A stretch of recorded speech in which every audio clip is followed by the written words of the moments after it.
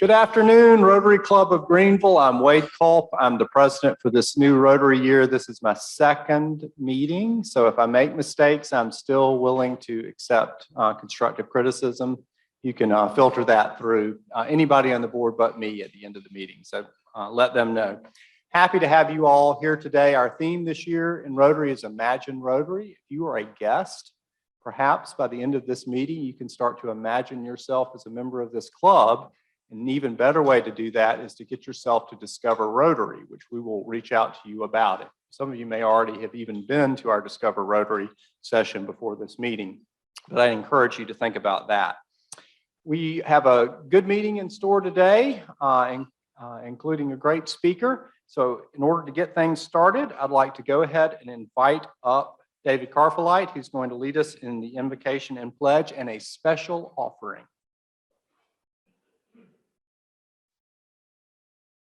I'm going to ask you to go ahead and rise for the invocation. And as you may or may not know, Wade threw the gauntlet down last week and said it'd be fun to put music back into our opening, so it fell on me to do it first. But we're going to start off with this quick prayer. God of the universe, at the dawn of creation, your spirit breathed on the waters, making them the wellspring of all holiness. You created the oceans and the rivers and all that dwell within them. And at your word, the wind and the waves were born.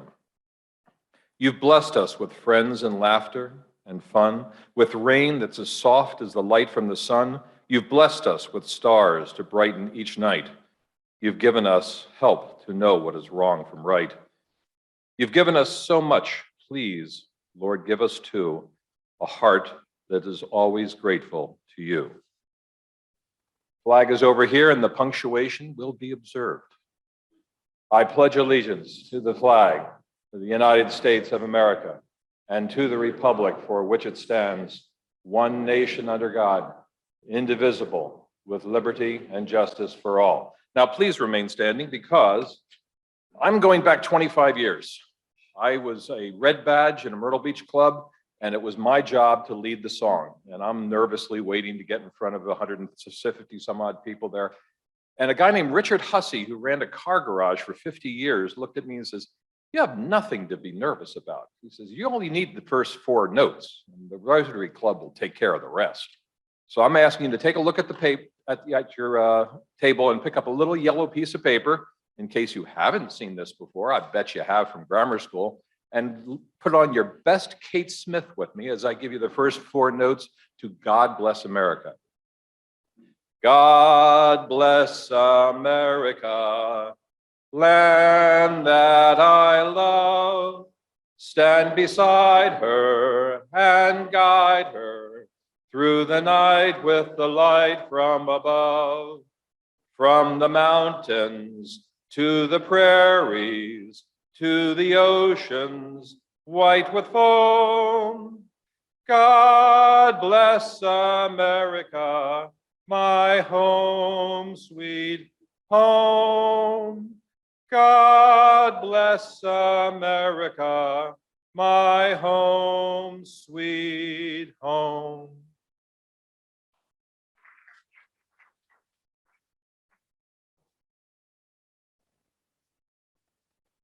Good afternoon. Welcome to our Rotary Club. I'm Joseph Lesser, and I have the privilege of introducing our guests for the day. So if you would, please stand when I call your name, and I will do my best to get your name correct. I apologize if I butcher the pronunciation of any of these. So first, we have Chris Dill, who's a guest of the club. We also have Lena Abunuem, who's a guest of the club. I'm sure I said that wrong. I'm sorry. Barbara Button, who's a guest of Sherry Penuel. Jackie Berkshire, who's a guest of George McCall. Shannon Sports, a guest of the club. Max Kaufjaw, a guest of the club. Awesome. Thank you and welcome to all of you to our club. We hope you enjoy your time with us and come back and see us again soon.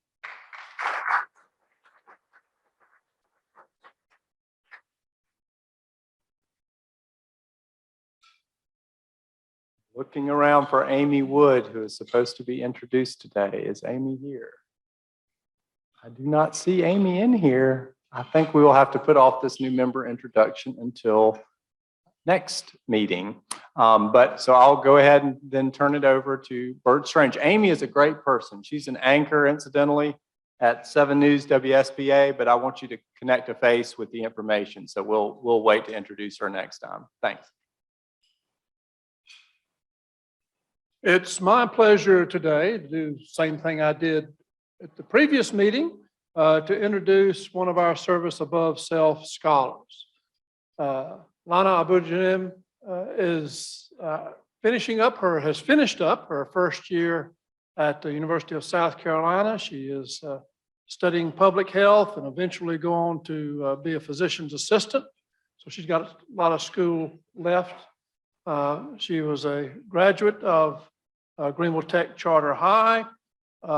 As is usually the case, when she walked into the room when we were doing the interviews, she just kind of blew our socks off. And there was not much doubt as we started going through the interviews who our choice would be. And this is, of course, one of the requirements for those who are selected to come every year and provide a report to the club in person about what her year was like, both as a scholar and as a volunteer, doing her 100 hours or so or more of community service. So Lana, come and share with us.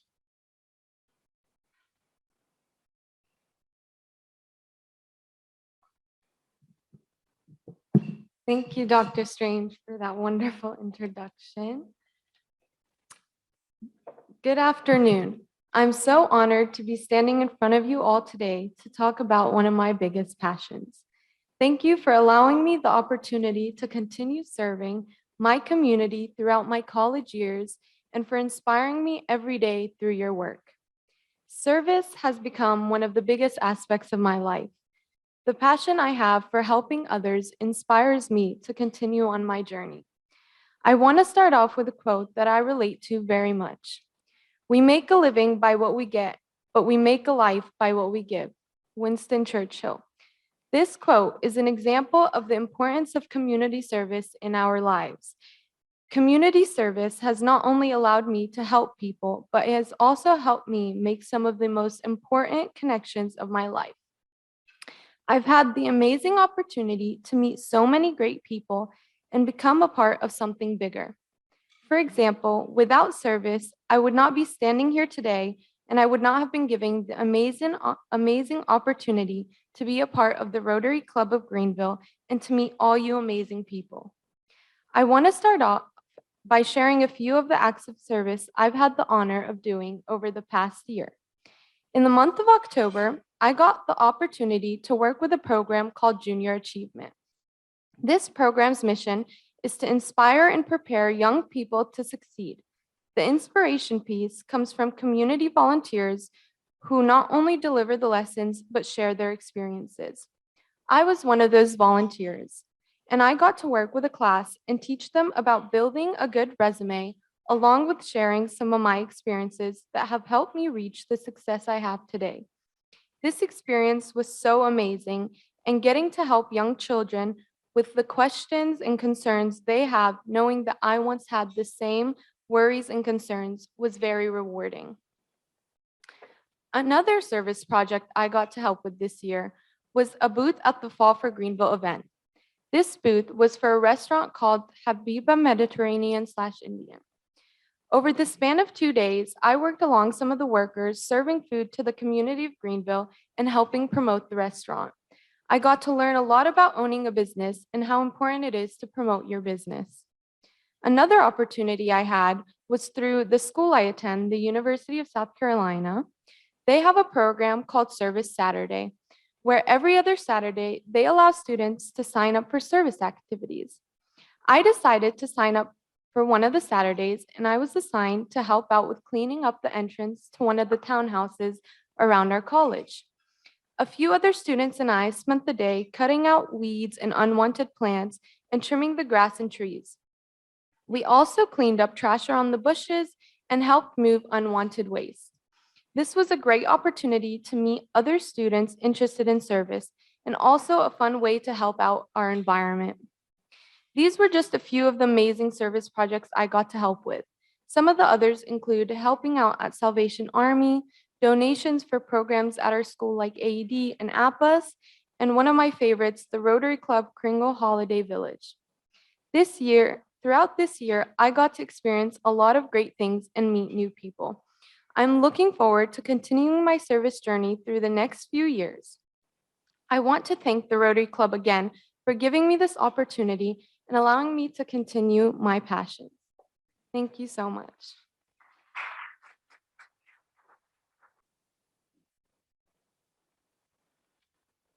It is always a challenge to follow one of our scholars in coming to the podium. Thank you for inspiring us.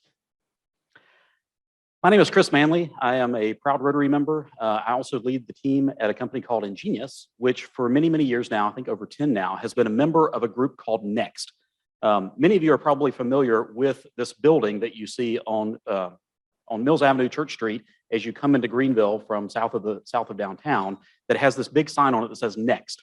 A lot of us think that, or a lot of people think that's what Next is. Well, I'm proud to tell you that Next is far more than that.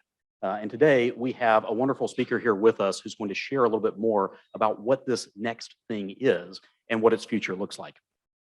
Eric Weissman is the executive director of Next.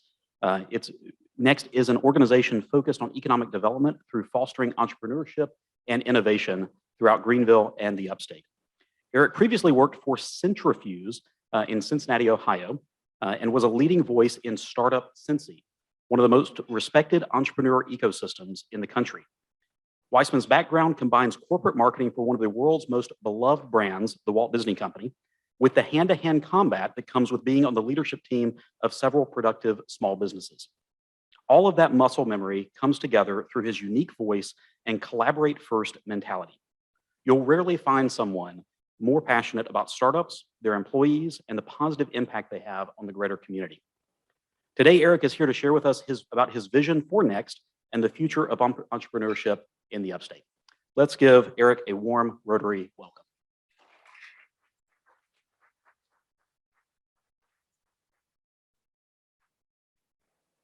Well, thanks, Chris, and thank you everybody for that warm welcome. I won't go too long into this. I know that I could talk here all afternoon about entrepreneurial ecosystems and what it takes and why they're important to thriving communities. So I'll just scratch the surface, but I would like to take an opportunity for questions. So if you want to throw something out in the middle, that's fine, or we can save those all for the end, whatever works for you guys. But I want to kind of go over a little bit of my background about why ecosystems are important and what is the vision for Greenville going forward. So just a little bit about me. As Chris said, I've got a large corporate or a big co background. Came from Cincinnati, so I've been here for about 10 months. Moved down in September of last year. Somebody asked me last week if I'm still drinking from the fire hose. I said, yeah, but at least it tastes good. So, so worked at the Walt Disney Company. Spent a good deal of time at Fifth Third Bank, which has got a growing presence here in the upstate. I'm glad to see that. And I don't get charged for ATM stuff. That's good. Then spent some time with Centrifuge, an organization very similar in mission and scope to Next, in that we were an economic development engine through fostering entrepreneurship and innovation. Whereas in Cincinnati, Centrifuge was formed by the big businesses that call Cincinnati home, Procter & Gamble, Kroger, Children's Hospital, et cetera. Next is supported by the city, the chamber, and the county. As you know, we don't have a lot of large global headquarters here. We got North American headquarters here, and that's great. And I think that's some of the strengths that we can build off of. But it's just a little bit different in learning what our strengths and weaknesses are of all of these ecosystems. And then on the right-hand side, I've spent the better part of the last decade making relationships with these types of entrepreneur support organizations throughout the country, and have really become a student of entrepreneurial ecosystems. I teach a class at Miami University on ecosystem building as a profession, as a thing, as a job you can do. And one of the things that I've noticed that as we are talking about growing ecosystems, it all comes down to talent. So I think your points about getting involved in the community were fantastic. And I've been impressed with what Clemson and Furman and USC have been doing. And those are our assets here in the upstate. So just a little bit about my background and what led me here. So again, I want to talk a little bit about entrepreneurial ecosystem building, why it's important, why we focus on entrepreneurs, and what's that mean for the future. So first of all, just want to rattle through these and I'll just, if you know the answer, shout it out, but that's fine. We'll just keep clicking through. But, think of why a city would focus on entrepreneurs, why a region would want to focus on entrepreneurs. That's where all net new job growth comes from, right? Startups create jobs. When you think about a large corporation like Procter & Gamble, for instance, or Western and Southern, once you get to be a certain size, you get rid of as many people a year as you hire. Kroger isn't creating 10,000 new jobs or hiring 10,000 people, but they got to get rid of X amount of baggers. There's only so many baggers or call center people that they can hold on to. But organizations like Chris and Ingenious, they're creating new jobs. When they hire someone, that is a new job. So startups, entrepreneurs are creating net new jobs. It also is a vehicle for outside investment. It gets other people involved and engaged in your ecosystem. Puts us on the radar of investors in Nashville or Miami or Atlanta or Silicon Valley. So it's bringing outside investment in. And it's a great way to engage the community. I like to say that entrepreneurs like the same things that we all like, right? Coffee shops, breweries, walkable parks, dog parks, things like that. But from an entrepreneur standpoint, they bring those in droves, and it's attractive. The same things that are attractive to them are attractive to the general population. When we think about who's an entrepreneur, and I think there are a lot, usually in Rotary groups, there's a good representation of entrepreneurs, but I want to break some of those myths that entrepreneurs aren't just two guys in a truck or two guys in a shed coming up with stuff. Think of that in terms of there's Main Street entrepreneurs, literally that we see on Main Street. Carl Sobocinski, Main Street entrepreneur, lifestyle type of entrepreneur. There's also micro enterprise. Those are companies that are onto something. They've got a scalable idea, but they're just at that nascent stage. Innovation led, something that is a kernel of an idea. There's a company here called Econobolics. They're two Furman professors that have a patentable idea that came from their research, and they're taking that out to the general market so that they're not just getting grants and research funds, but they're an innovation-led entrepreneurship endeavor.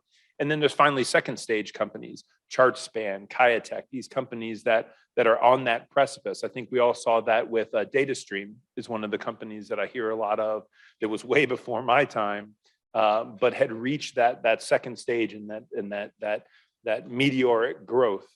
So those are all entrepreneurs. So when I talk about entrepreneurs, I'm talking about that great mix. So these are the components of a startup ecosystem. Obviously, we need to start with startups. And for those, we need to start with founders. And being founder focused is a phrase that you'll hear me use a lot. All of the things that we do, all of the services that we provide have to start. Our main customer is the entrepreneur, is the founder. But the founder is they're just like the locomotive in the train. There's a lot of other cars in the train that we need to pay attention to. Of course, the locomotive is important. They're the ones with the drive and the energy, and the ones that for whom every obstacle is just going to be a hurdle to get around or get through. But there's a lot of people that make up that entire those box cars and the dining cars along that train. So there's the founders, but there's also the talent. There's a component of it. We can talk about investors. Those are angel investors or institutional investors, accelerators and incubators. There's a nuance between those two. But these are all these kind of components of what makes an ecosystem. And what ecosystem building or ecosystem maintenance is about making sure that there's interplay between all of those. And also being able to measure the effectiveness, measure the results. How do we know what's working? How do we know what's not? Are we ahead of our peer cities or are we behind? Are we right on par with them? How are all of these components? How does it all fit and how does it all work together? Are the universities and the big co's working with the startups? Are the startups plugged into the universities? Are the universities focused more on their own intellectual property, or are they focused on getting careers and jobs for their students? So an ecosystem is how that all interplays and enacts together. So when I first started in Cincinnati, one of our first jobs was to do an assessment of the ecosystem. And this is designed to be an eye chart, so don't try to, you don't have to read all of the lines. But we did an assessment of the ecosystem to find out what's going on there, who's doing what, and where's the overlap, and who's in what swim lane. So me and 3 of my colleagues went out with this spreadsheet. Instead of us telling you what you did, you were going to tell us what you put a dot next to. Do you offer space? Do you offer investment? What type of, is there any vertical specificity to it? Are you a fintech or advertising, advanced manufacturing? So we got the first version of this back, and there were dots everywhere. Everybody did everything, right? They were afraid to limit themselves to one thing. So version 2 was us going back in and really kind of refining and coming up with those definitions of what a co-working space is. You know, a spare desk next to the copier is not a co-working space, but so people had to adjust what they were doing and what they were saying they were doing. But that gave us the definitions, and that gave us an ability to put everybody on the same playing field of what an accelerator is, what an incubator is, what a co-working space is, but really start to define this community. Eventually that map looked like this. We laid those resources out in a linear fashion over from the left-hand side of imagining and incubating all the way over to the growth stage. And so this is kind of the end of the chapter for Startup Cincy. But I want to tell you kind of a little bit about how that all started and how that all began. And it was really kind of an innocent question by my CEO at the time, who we were giving a new member gathering and got a bunch of these entrepreneurs together. And it's inspiring to hear people like Chris tell us how they're going to take over the world and how they're going to change things. And you get fired up after these meetings. And Wendy comes over to me and says, these guys need t-shirts or something. We need to give them something that they're all part of this ecosystem. But at the time, the Centrifuge logo was kind of ugly. It's a made up name. Everybody has trouble saying it. Chris, you get kudos for saying it correctly, though that was spot on. So I knew this wouldn't look good on a t-shirt, right? We couldn't go with that. But at the time, there was a number of different initiatives that were going on in the Cincinnati area, a sense of pride of place. Cincy Made was something that still exists on Rheingeist. It's one of our top microbrews. The Digital Rhine, Queen City Angels. People were throwing this name about of Cincinnati and trying to find some commonality that was tying them all together. Meanwhile, there's this hashtag, Startup Cincy. It was just kind of floating around. People were using it as digital media shorthand for, you know, code. I'll see you at this conference, or I'll see you at this meetup, and we're all a part of this Startup Cincy, you know, conversation and narrative. Someone different was running the Facebook group. There was a different group that was running the Twitter handle, and another one was running a URL. So there was startupcincy.com was being run by 3 different groups. But I thought that would be an opportunity for us to kind of bring that lowest common denominator mentality and say we're all under this same umbrella. So I decided to make a t-shirt, and it was going to have Startup Cincy in the middle of it. So I worked with a local designer. We came up with a couple different mock-ups of, you know, I wanted there to be an icon of the city. I wanted it to stay Startup Cincy. I wanted it to look good on a t-shirt and people be proud of wearing it. So the first version we came up with was upper left. It was just a grayscale, kind of just to start off. Went like gangbusters. People started wearing them. People started asking for more. Eventually, I made it red because Cincinnati is a red town. You know, very bold with the reds and the Bearcats, and I wanted people to see it from, you know, blocks away. And then eventually, because we're in Cincinnati, we work with branding agencies. They tightened it up, brought the edges in, got rid of the hashtag, added the river across the bottom, and we've played around with it a little bit with making, you know, a blackout version and different things like that. But the point is, it's not about the t-shirt, right? We could come up with a dozen different, you know, crazy t-shirt and clever t-shirt designs. To me, the exercise of what happened was, it was like building a lighthouse on the shore, and then you wake up the next day and there's 100 ships in the harbor. Like, where did everybody come from? The thing is, they were already there. We gave them an identity. We gave them something to rally and be behind. So that was really exhilarating for me.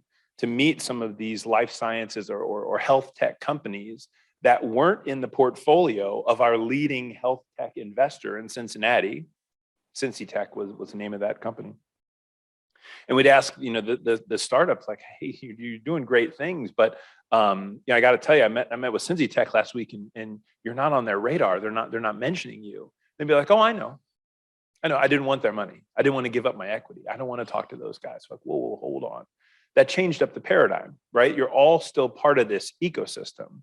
So that's the real opportunity that we have here, to really build on that ecosystem. And we do have the framework for that.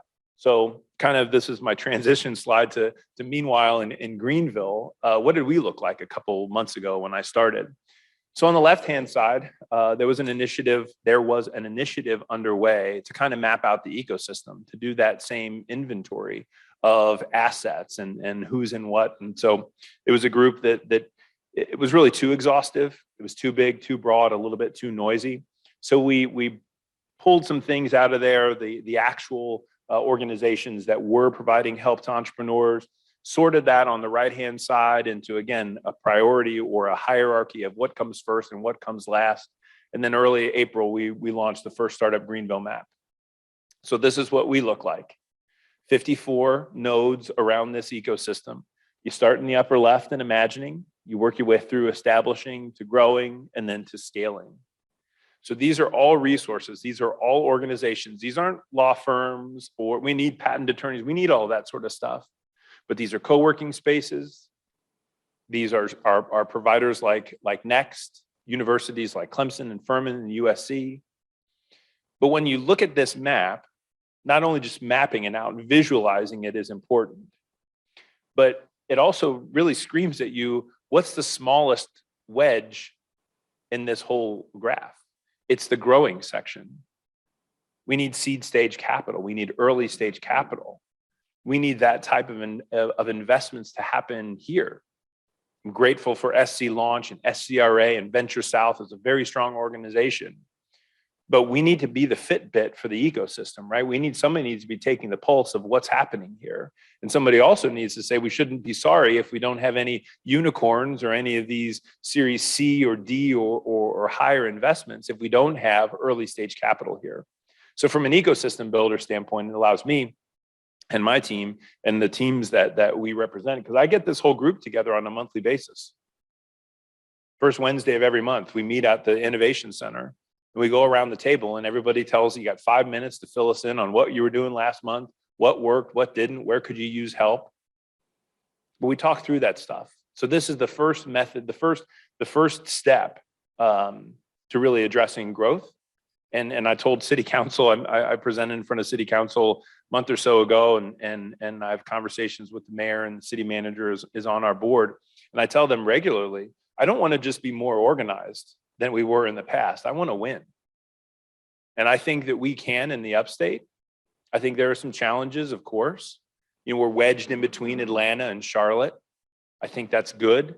There's as many people that live in Atlanta that live in the entire state of South Carolina. So we got to remember that 5.4 people live in Atlanta and 5 million people live in the state of South Carolina. So there's some limitations, right, of what we can do and where we can grow. But the great migration, the great resignation are all advantages for us. 20 people move into the city a day. 2 people are born and 18 people move in. 20 people move into the city a day.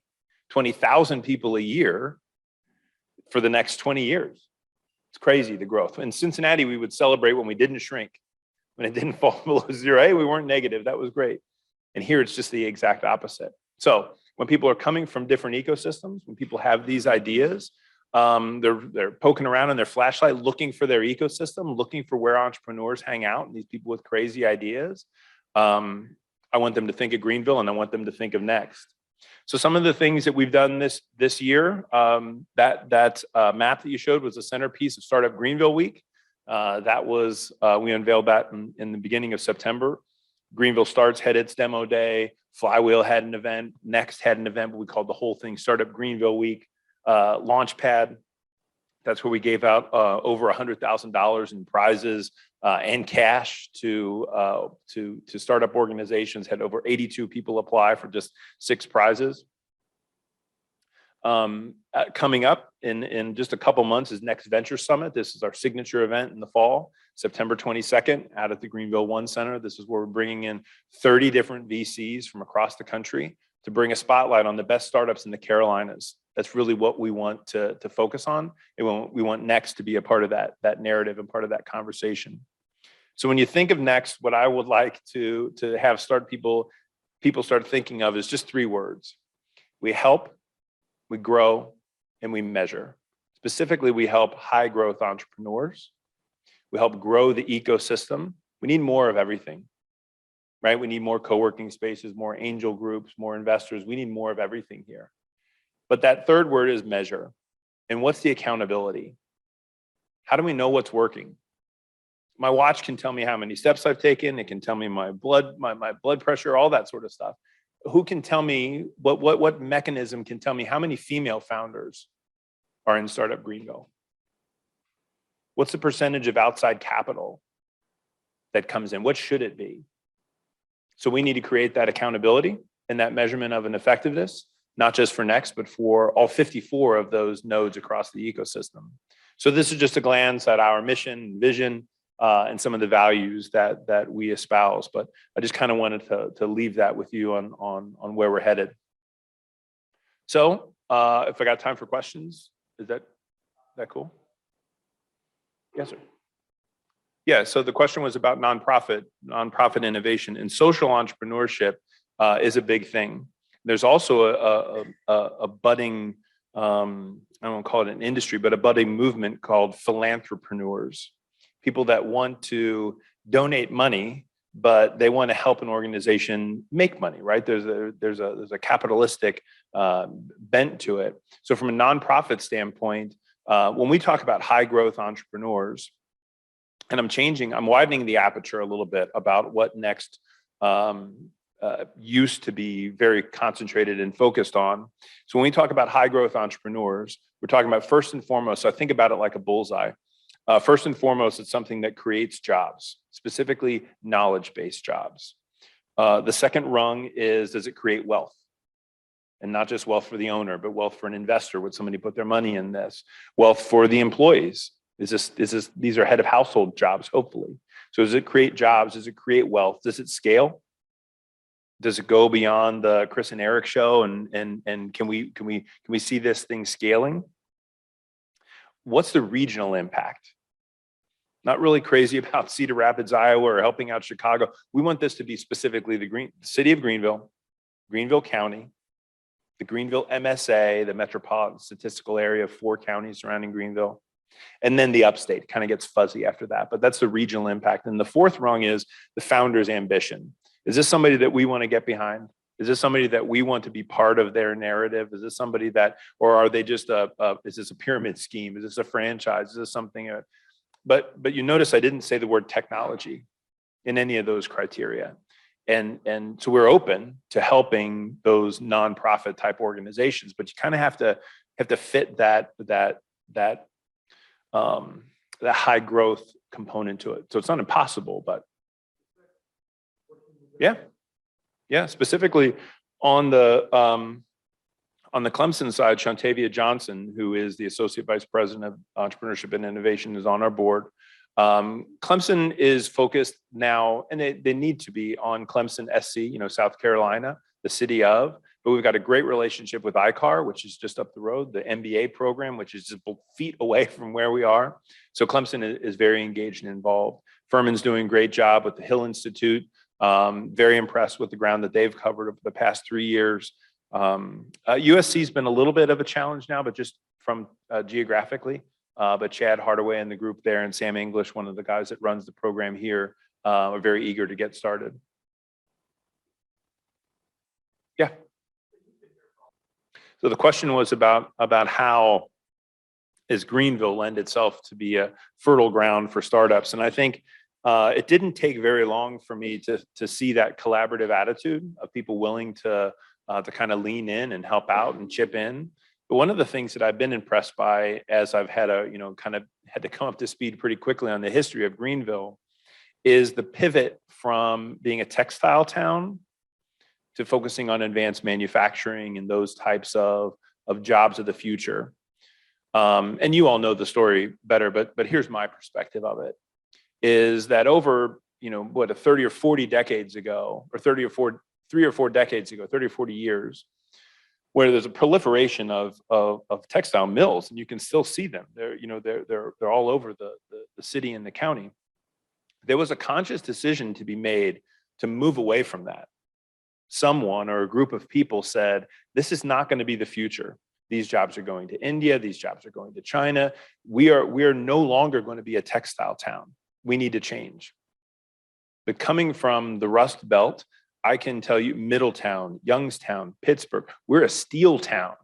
We're always going to be a steel town. Greenville didn't say that. Greenville knew that must have been a tough thing.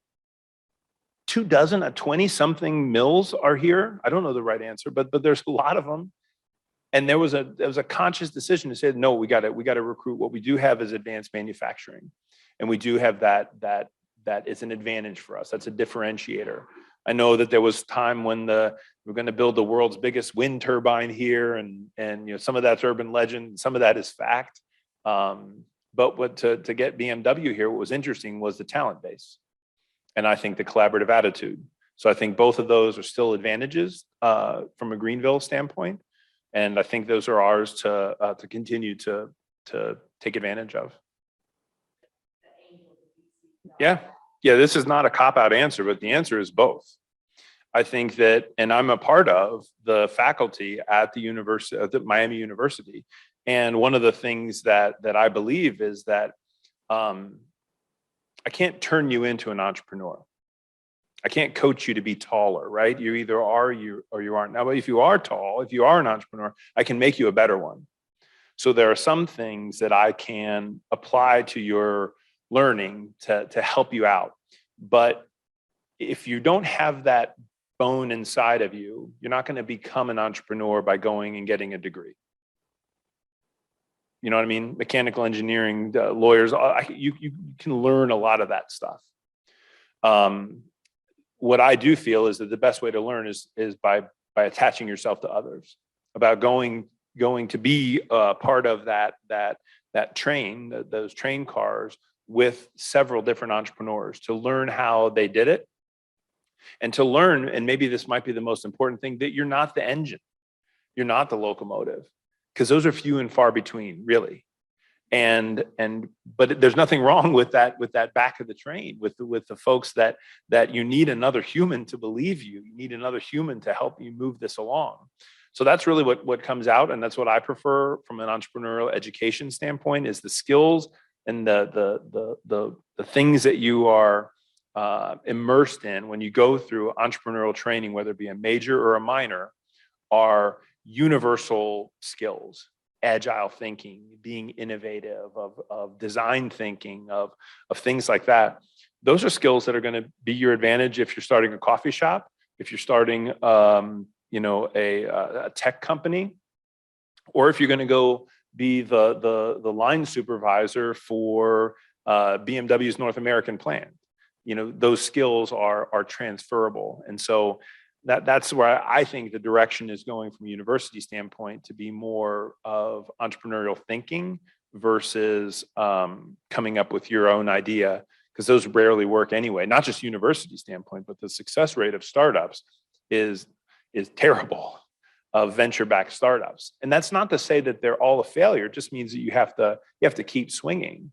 That's one of the challenges, I think, not just for Greenville, but also for city of Cincinnati, which was very conservative, was this acceptance of failure, of being comfortable with taking a bunch of at-bats.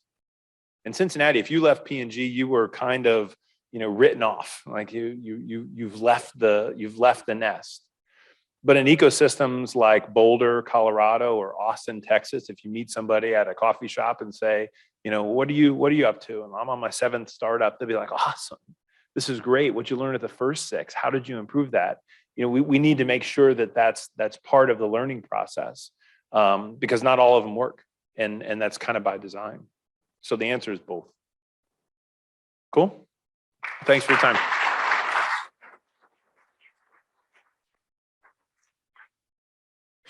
Eric, thank you for being here today. We appreciate your time with us and for building the entrepreneurial climate in Greenville. As is a tradition with our speakers, the last year or so, we will be donating a book to Alexander Elementary School, to their library. So don't scoot off too quickly after me. I'm going to get you to sign this book to them, and you can write in it whatever you like. Maybe encourage some young elementary school entrepreneurs at Alexander. So thank you. A few notes as we end today's meeting.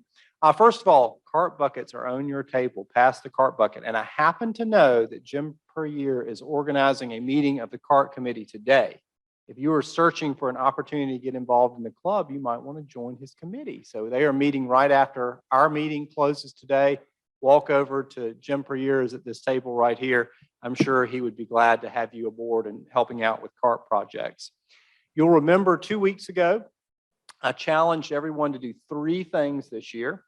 And I'm still working on my 3 things, by the way. I've got work to do too. So if you hadn't done them yet, don't worry about that. We'll be handing out stickers soon for those who do. But one of the things was get somebody to discover Rotary. We had a session today. We've got a Zoom session coming up on August 16th. And then we'll have another in-person session before our August 23rd meeting. So those are 2 opportunities for you. Also, I encourage you work 1 shift for Kringle Holiday Village. Now, we had a date scheduled to work for the drive, front of our kickoff, to work concessions at drive games. We actually have had to move that. That is now going to be on August 26th. That's a Friday night. We'll get a lot of play at that game, a lot of attention. It'd be great if we had folks sign up for that. I just did yesterday myself. You can do that from the website or let anyone on that committee, Roger or Jane, know that you can be there. Order your cool Kringle Holiday Village t-shirt to wear. That'll be fun. You'll be one of the cool kids with the t-shirt, so you can do that too. That's on August 26th. And then we have so much fun going on in this club. August 12th is our opening cookout at Alexander Elementary School, and we need volunteers for that too. That, of course, is the 3rd thing that I asked everyone to do. So those are some opportunities. They're coming up. We've got a health and happiness coming up early in August as well. Thank you all for being here. It was great to have Lana with us and see the good work that you're doing. That is what our fundraising efforts go to support. And Caroline is reminding me, are those cards to identify people for Discover Rotary? Yes, on your table. So if you haven't identified somebody to bring to Discover Rotary, fill out that blue card on your table. Then take a photograph of it. We will take that up, but we'll be back in touch with you, follow up with that person and get them to Discover Rotary. We will get Amy Wood introduced at a meeting soon. Let me know what you think of the song. I'm kind of excited. Maybe not every meeting thing. I don't know if we've got enough good singers that would equal Dave's abilities, but we'll find them. And I sing in a church choir, and I think this group did pretty good today. So congratulations. Our next meeting will be on August 9th. The Chancellor of USC Upstate, Benny Harris, will be with us. I know you'll want to hear him. So with all those things said, please stand and we'll say the 4-way test. Of the things we think, say, or do, is it the truth? Is it fair to all concerned? Will it build goodwill and better friendships? Will it be beneficial to all concerned? Thank you for being here.